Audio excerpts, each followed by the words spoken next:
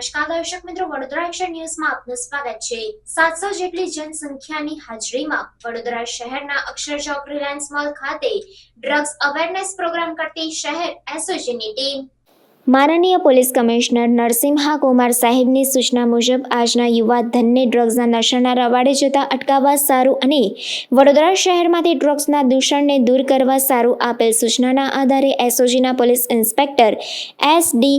રાતડાનાઓ દ્વારા અવારનવાર વડોદરા શહેરના જુદા જુદા વિસ્તારોમાં આવેલ સ્કૂલ કોલેજોના તથા ટ્યુશન ક્લાસીસના વિદ્યાર્થીઓમાં નશીલા પદાર્થો વિશે અવેરનેસ લાવવા તથા આવા નશાનું સેવન ન કરે અને ડ્રગ્સ સંબંધી સમાજમાં જાગૃતિ લાવવા સારું ડ્રગ્સ અવેરનેસ પ્રોગ્રામ કરવામાં આવે છે। તે જ રીતે અક્ષર ચોક પાસે આવેલ રિલાયન્સ મોલ ખાતે તિરંગા યાત્રા તથા અનમોલ આઝાદીના પર્વની ઉજવણીના અનુસંધાને 2 લાખ શહીદોના સ્મરણોને વાગોળી નશામુક્ત રહેવા સમજ કરવામાં આવેલ।